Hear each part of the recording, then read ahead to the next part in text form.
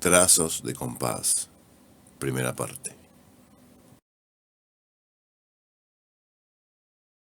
Como siempre en Buenos Aires, la humedad hacía sudar a las paredes y otorgaba a la piel una sustancia pegajosa y molesta. Y, si bien aquel día amaneciera con el día despejado, como siempre en Buenos Aires, de súbito se habían gestado unas nubes amenazantes y, expandiéndose a capricho, terminaron por encapotar el firmamento. Osvaldo alternaba con pesar su mirada entre aquel cielo oscuro y el capot que trataba de encerar de su Ford Galaxy, y que ofrecía cierta resistencia al trapo que le pasaba. La metralla de granizo, en la tormenta pasada, había dejado al coche como convaleciente de viruela.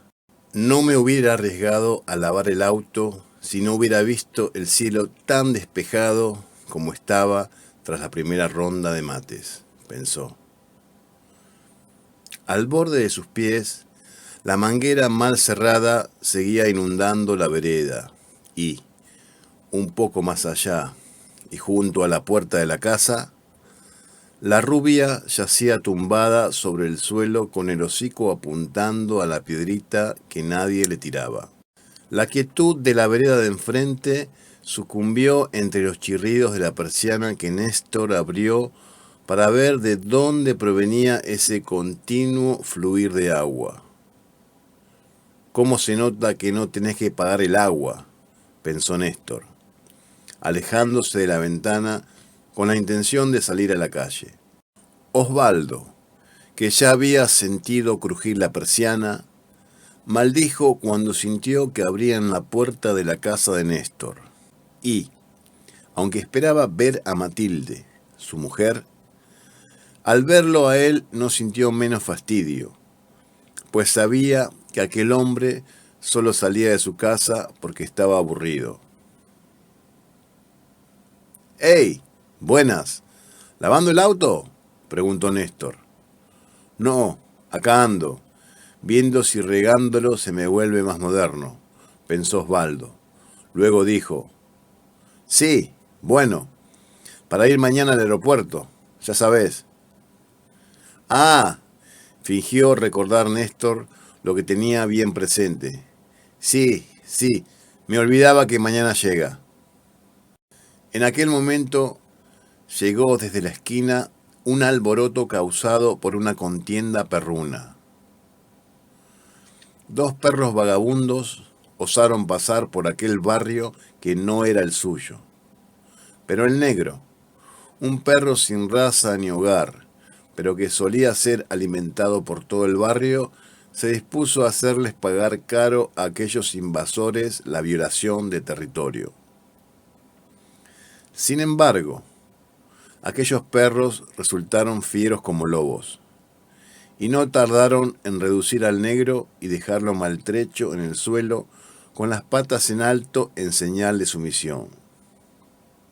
La rubia, arrancándose de su ensoñación sobre la piedrita, se disparó como un rayo y fue en socorro de su eterno pretendiente. Osvaldo comenzó a llamarla a los gritos, elevando su gruesa voz, espantando así a unos gorriones que en el pasto de la vereda picoteaban un gusano agonizante. Las voces cayeron sobre la rubia como truenos que la paralizaron y luego la hicieron volver con las orejas gachas y la cola entre las patas. Los invasores, aburridos ya de morder aquel cuerpo inerte, se alejaron al unísono, las orejas erguidas y las bocas jadeantes. Por lo menos no es como tu mujer la perra, te hace caso, pensó Néstor, mientras se cruzaba al frente. Osvaldo siguió echando voces y amenazó a la rubia con el tarro de la cera y el trapo que usaba para encerar. Y no se calmó hasta verla entrar a la casa, abriendo la puerta entornada con el hocico. Pero, che, ¿cómo están estos perros? No van a parar hasta morfarnos a nosotros, dijo Néstor, llegando junto a Osvaldo, y dándole a las palabras una afectación que a éste le dejó en claro que se burlaba, y que la escena le había alegrado el día. Osvaldo trató de recordar por dónde iba en el lustrado, pero no se acordaba. Luego vio como Néstor pasaba los dedos sobre el capot, hundiendo las yemas en los orificios dejados por el granizo. No podés estar más al pedo, pensó. Luego dijo, «Che, ¿no saliste a caminar hoy?» «No. En el pronóstico dijeron que iba a llover», contestó Néstor. «Y qué boludo, vos lavando el auto», pensó luego. «No va a llover», dijo Osvaldo con resolución. «Al pedo y mufa», pensó luego. «Pero de verdad no tenés nada que hacer. ¿Y Matilde no está en casa?» «Ah, seguro andará encamada con el profesor de yoga». «¿Y Matilde?», preguntó. Osvaldo vio que su propósito de mudarle el rostro a Néstor tenía éxito. «Está en clase de yoga», contestó Néstor, fijando la mirada sobre la manguera que perdía agua. «¿Un domingo?», preguntó Osvaldo. Luego pensó, «Qué cornudo, qué alevoso, pobre. En el fondo me da lástima». «Sí, ya sabés, ¿qué te haces el boludo?», pensó Néstor. Luego dijo, «Che, está perdiendo la manguera». «Sí, dale, cambia de tema. Pero mirá, ahora seguro se la va a agarrar conmigo», pensaba Osvaldo mientras iba y venía de cerrar la canilla junto a la puerta. «¿No te dice nada Carmen que le mojes toda la vereda?» «Claro», pensó Osvaldo, «como vos sos cornudo, yo a la fuerza tengo que ser gobernado, ¿no?» Luego dijo, «No, ella no se mete en mi terreno y yo no me meto en el suyo». «Che, ¿tan jodidas están las cosas en España?» «Digo, por lo que dicen en la tele», dijo Néstor tratando de molestar a Osvaldo desde otro ángulo. «No te creas todo lo que ves en la tele. Jota tenía laburo allá. Pasa que ya estuvo un tiempo intentando hacer algo con lo suyo. Y bueno, la patria tira, ¿sabes? Creo que sintió que ya era tiempo de volver». En ese instante, y mientras cerraba el tarro de la cera, Osvaldo vio como Néstor arrancaba una ramita del árbol que estaba en la vereda. Recordó el gran esmero que Carmen ponía por cuidarlo, y su cara de asombro al no saber cómo era que siempre aparecían las ramitas arrancadas.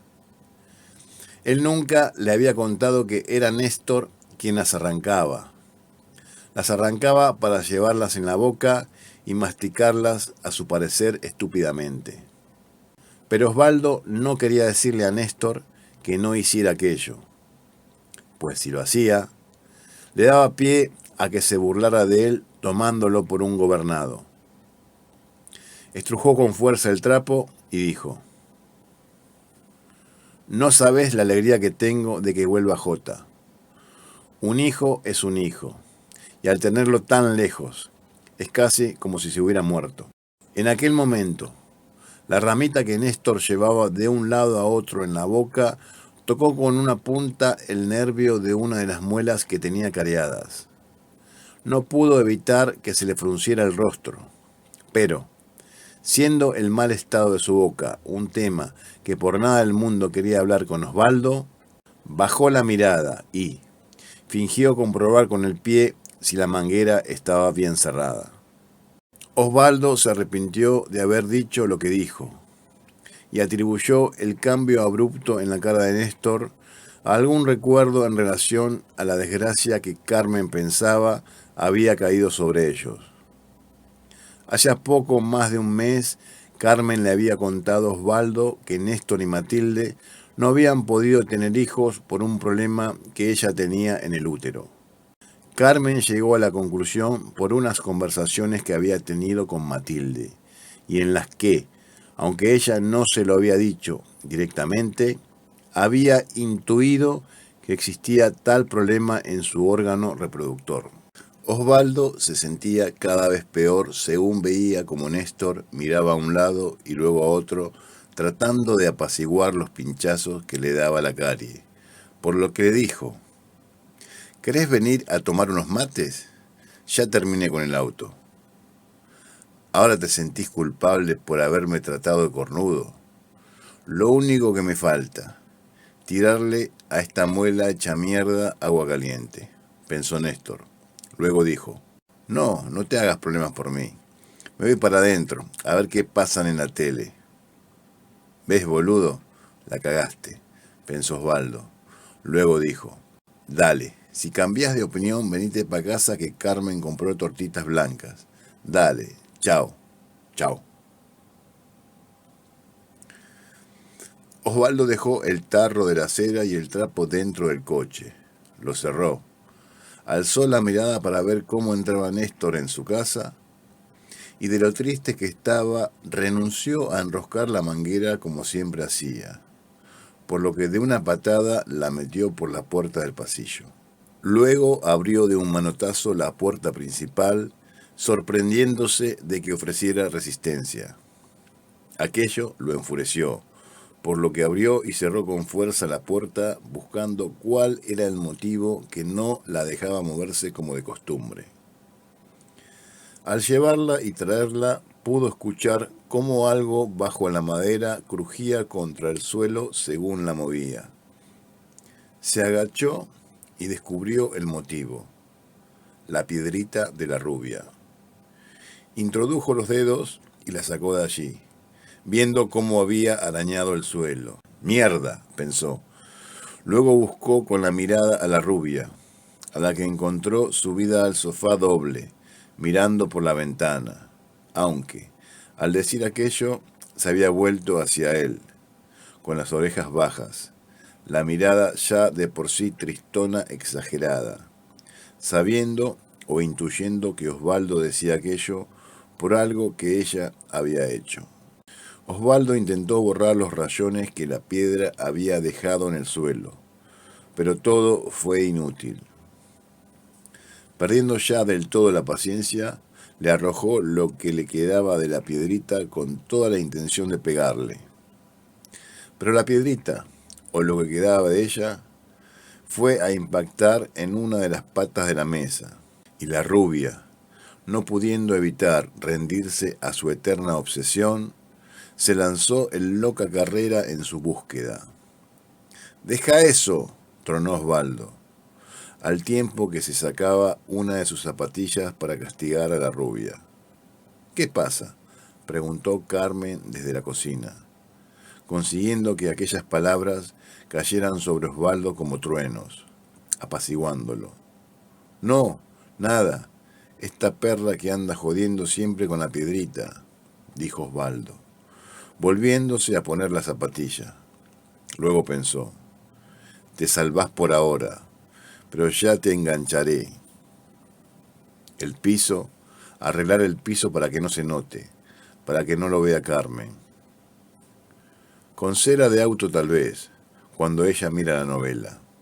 «¿Qué pasa?», volvió a preguntar Carmen, asomándose ahora desde la puerta de la cocina, con un delantal floreado y el rostro manchado de harina.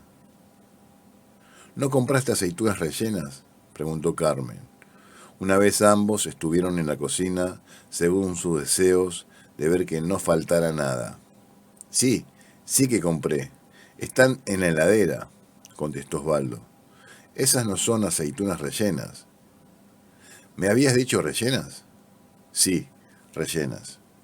Se formó un silencio en donde Carmen le dio la espalda a Osvaldo que, sentado en la mesa, se puso a hojear el periódico de deportes. El silencio se volvía cada vez más espeso, por lo que cuando Osvaldo sentía que se asfixiaba, dijo: «¿Cree que las vaya a comprar?». «No, no hace falta», contestó Carmen.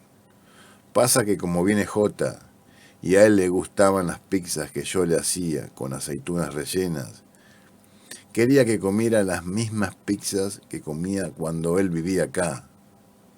Ah, dijo Osvaldo por toda respuesta. Y, volviendo a la lectura de su periódico, sintió que, aunque trataba de concentrarse en los resultados de los partidos que allí veía, no lo conseguía. No podía olvidar cómo Carmen había acentuado lo de que comiera las mismas pizzas que comía cuando él vivía acá.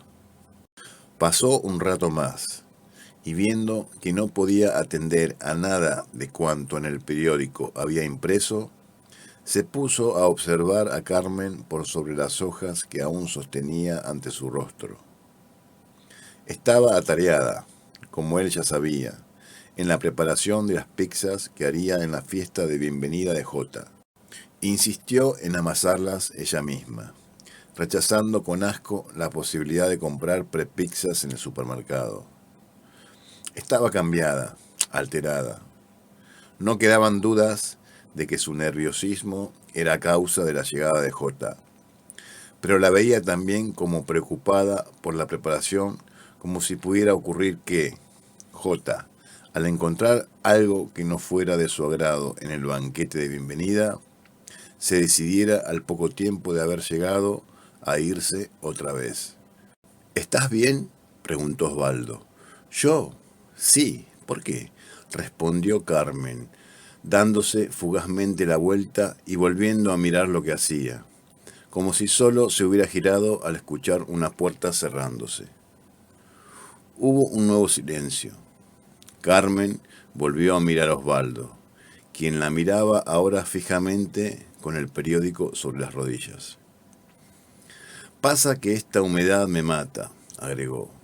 Luego, tras un nuevo espacio de tiempo, en donde hizo un poco del lugar en la mesa, y en donde se dijo que lo mejor sería decirle a Osvaldo lo que realmente pensaba, dijo, con un nuevo tono de voz: ¿Sabes que siempre me pregunto por qué se tuvo que ir Jota? Digo, ¿no tenía acá todo lo que quería? ¿Qué tenía que ir a hacer a España, tan lejos de nosotros, su familia? Al principio llamaba cada 2 días, luego cada semana, luego, si no lo llamábamos nosotros... ¿De verdad tenés ganas de ir a comprar las aceitunas rellenas? Osvaldo sintió como si le arrojaran un balde de agua fría. Sopesado el violento cambio de tema, dijo: Está por llover. Aparte, es domingo. Lo de la gallega está cerrado. Me tengo que ir hasta la ruta. No va a llover, dijo Carmen. ¿Hubieras lavado el auto si sospecharas que iba a llover? Osvaldo sintió como la ira le brotaba desde dentro y le irrigaba en un bombeo hasta las mejillas, pero no dijo nada.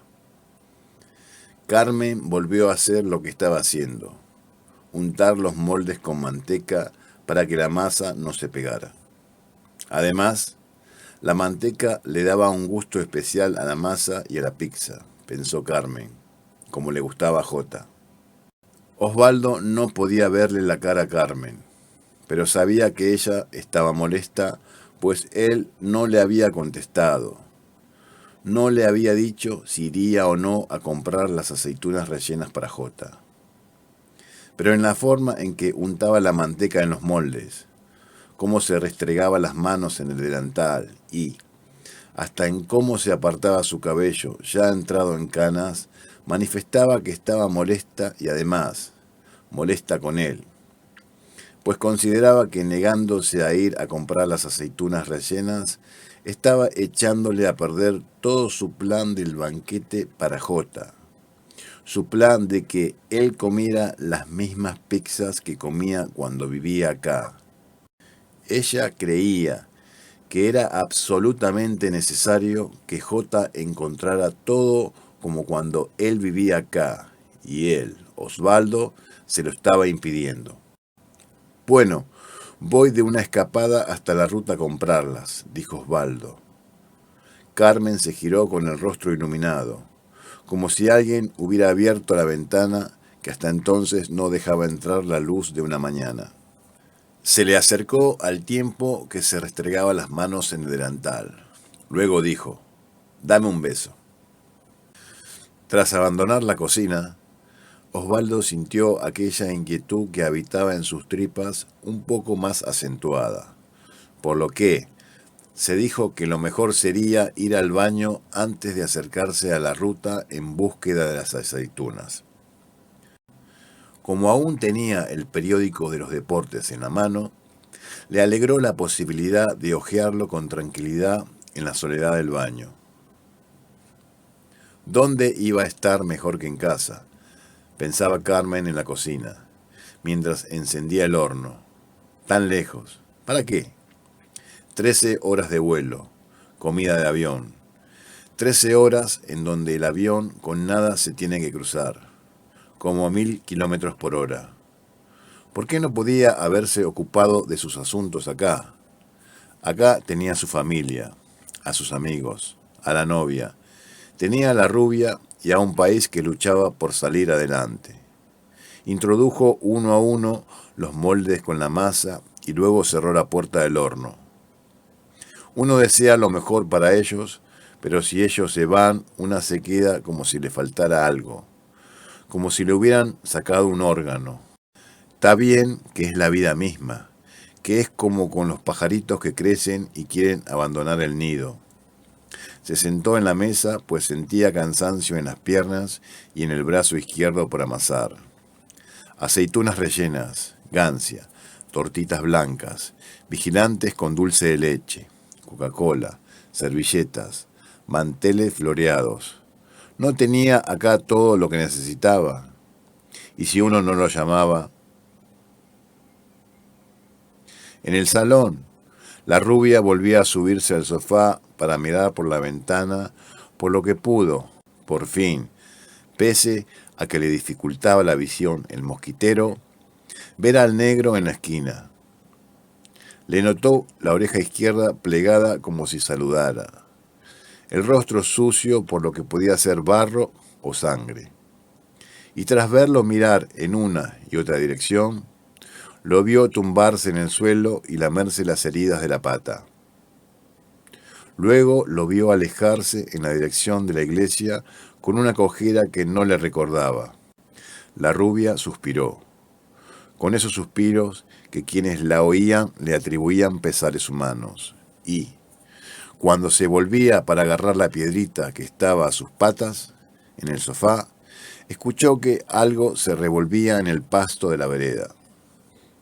Aguzó la mirada y vio como un gorrión alzaba el vuelo llevando algo alargado en el pico.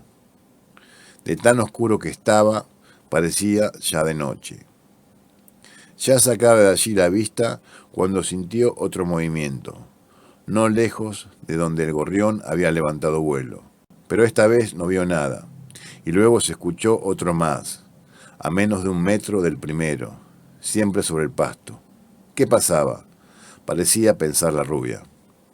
Luego el pasto de la vereda pareció cobrar vida, y todas y cada una de las diminutas hojas que conformaban aquel verde mundo comenzaron a moverse, a saludarla con una reverencia. Y un sonido como de aplauso desde un teatro lleno comenzó a surgir de todas partes, y ahí la rubia ya pudo ver sobre el auto, sobre la vereda y sobre las demás cosas, como una densa lluvia que caía desde los cielos mojaba a cuanto estaba en su camino. ¡Puta madre!, tronó Osvaldo, alzando la mirada hacia la claraboya del baño, dejando caer al suelo el periódico de los deportes. Carmen regulaba la perilla del horno para lograr la temperatura perfecta. Néstor sonreía con plenitud mientras cambiaba de canal con el control remoto.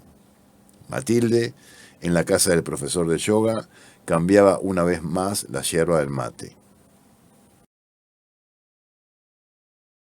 Un pulpo se propulsa con fuerza para atrapar un pez que, por instinto, se lanza hacia lo alto consiguiendo salvarse. El pulpo queda expuesto por unos momentos y busca ocultarse con rapidez en los arrecifes. Pero no lo es suficientemente rápido como para que una barracuda le dé alcance un segundo antes de meterse en un agujero. Mientras tanto, a 31.000 pies de altura, J elige entre las opciones que la azafata le da, que no son otras que el menú que viene con pescado o con carne de vaca. La visión de la ventanilla que tanto había deseado le aburría desde poco más del despegue, no dejando ver más que un fondo siempre oscuro, surcado de cuando en cuando por siluetas que se cruzaban a gran velocidad que creyó serían nubes. Tampoco pudo distraerse con las películas que pasaban por los monitores, todas ellas ya vistas o de su tan odiado mundillo hollywoodense. El sueño se había vuelto más bien huidizo, y la mujer que estaba a su lado no había dejado de hablar con su amiga o tal vez solo compañera de viaje. Si bien la exposición y el modo de hablar de aquella mujer le habían repelido nada más escucharla, debido a ese morbo que nunca conseguía entender, se dedicó contra toda lógica y deleite a prestarle atención. Habían hablado de la felicidad, y la mujer que estaba a su lado, la que hablaba con esa afectación y actitud que no soportaba en los de su propia ciudad, había dicho una y otra vez que ella solo quería ser feliz. No había dudas de que la mujer no pensaba hasta el final la idea misma de solo querer ser feliz, pensaba J. Ella pedía ser feliz como una simpleza, como la renuncia que un ser hace de todas las cosas importantes que tiene para conformarse con algo en apariencia nimio y de fácil acceso.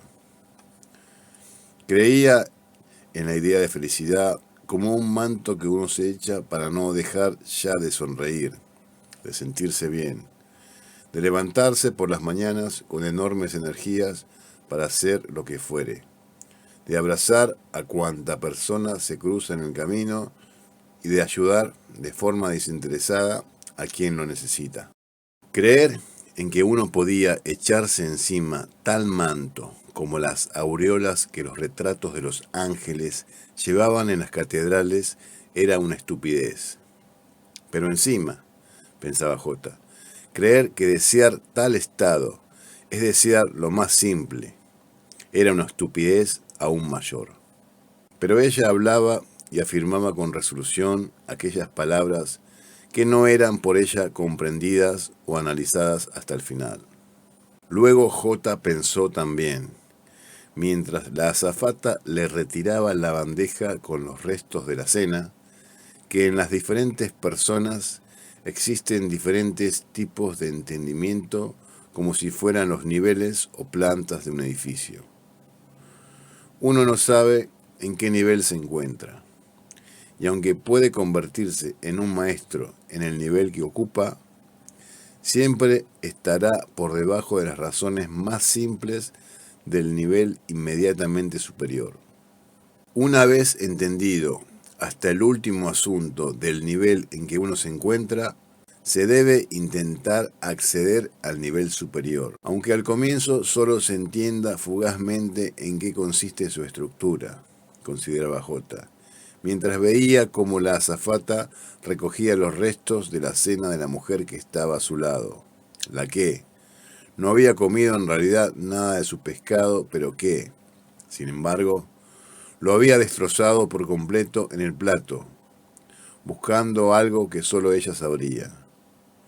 Y, en el modo en que uno busca o anhela alcanzar al nivel superior, hay un esbozo de cómo uno es. Y por el contrario, si se cree que no hay necesidad de subir a ningún nivel, queda claro que se está atrapado en un sótano. Entre este y otros pensamientos, J plegó la bandeja de su asiento, se sacudió las migas que le habían quedado en la ropa tras la comida Y mirando a la negrura que tras la ventanilla se ofrecía, sintió que los párpados se le volvían pesados, merced a su estómago ahora lleno. Su entrega al sueño igual tuvo cierta resistencia mientras hallaba la posición más cómoda en el asiento, y mientras trataba de no escuchar a las que conversaban a su lado y que ahora no dejaban de reírse. Luego, tras un espacio de tiempo impreciso y en donde solo pudo imaginarse que había dormido por cómo le dolía la mandíbula y sentía el cuello adormecido, vio, por vez primera, cómo por sobre el ala del avión se veía ahora el cielo iluminado. Era completamente azul, y mirando abajo, distinguió una enorme extensión que al comienzo le sorprendió descubrir que era de color plateado. Cuando ya entendía lo que esa extensión era, vio más allá el comienzo de la ciudad que como un ejército de formas irregulares parecía acercarse desde el horizonte. Miró también cómo podían distinguirse, usando un poco la imaginación, incontables barquitos en el agua, muchos de ellos seguramente pesqueros en pleno trabajo. Miró la hora en la pantalla de su teléfono y comprobó que era poco más de medianoche. Pero aquella hora describía a un país lejano, y en esa parte del mundo, la que ahora miraba, estaba amaneciendo. Por momentos, las aguas dejaban ver su verdadero color marrón, pero cuando el sol daba de lleno sobre la superficie, volvía al brillo plateado. El brillo que tal vez había enloquecido a aquellos españoles que surcaron esas aguas enfermos de ambición, pensó J. La mancha se extendía y se extendía y se acercaba como una mancha de aceite en el agua, y los edificios parecían en sus múltiples tamaños y formas piezas de ajedrez dispuestas a capricho, cubriendo un tablero desmesurado del juego.